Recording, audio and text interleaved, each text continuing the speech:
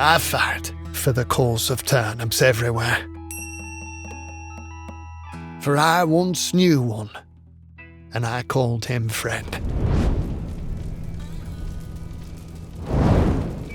The tale I tell you now happened long ago, when I were yet young at heart and strong in purpose.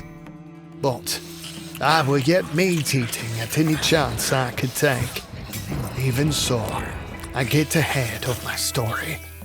And me mother always said, don't rush your food. So, I'll start at the beginning. Back in those days, I were prone to travel, looking for adventure, excitement, and a chance to honour my blade in blood.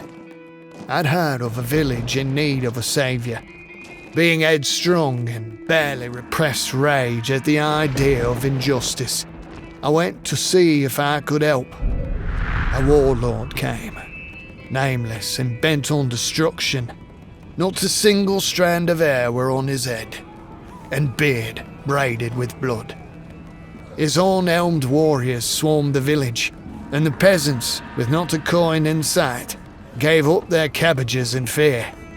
One peasant fled screaming, chased by steel and fire, catching up to nothing but death and the wailing of his family. When I arrived, I walked among the dead, head reeling and stomach churning. The fallen were many. His men had circled like the mangy wolves they wish they were.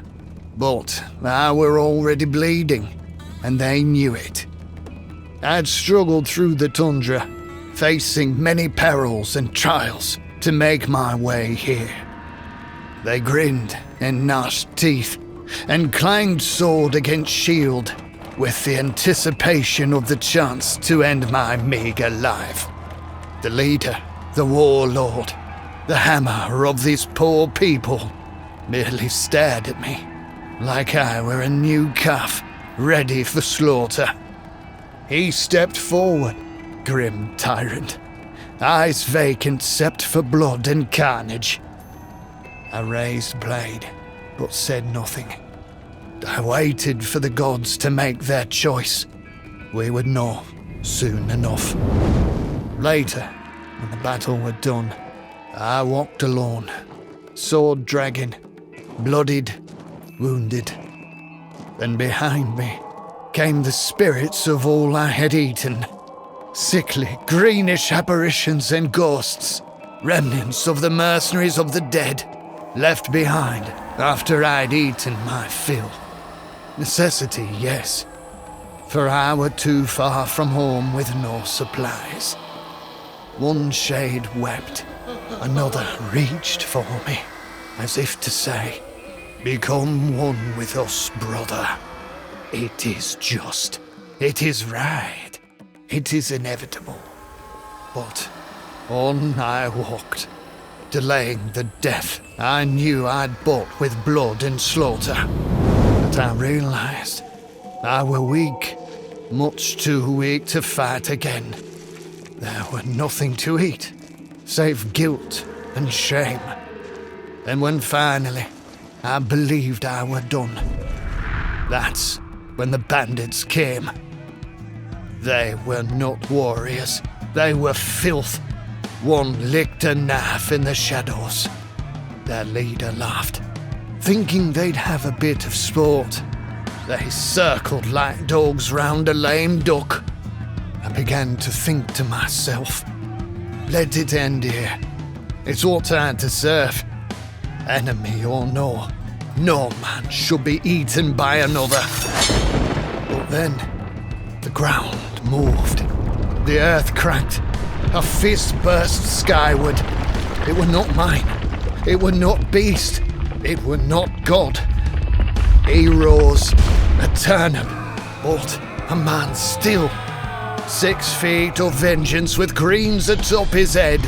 Face fierce with thoughts of blood and slaughter in his heart. He roared louder than any man I've ever seen. And with he standing next to me, we turned the tide. With victory close at hand, We shared a grim glance of satisfaction as we thought we might make it. But then, tragedy. I heard him scream just as I felt the last of the dishonourable men. When I dared to turn and see what I already knew, the snow were red and the spears were still.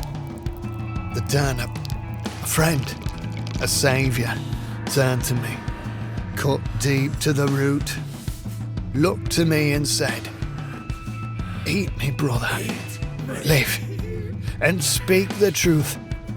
Tell them, we're scrumptious."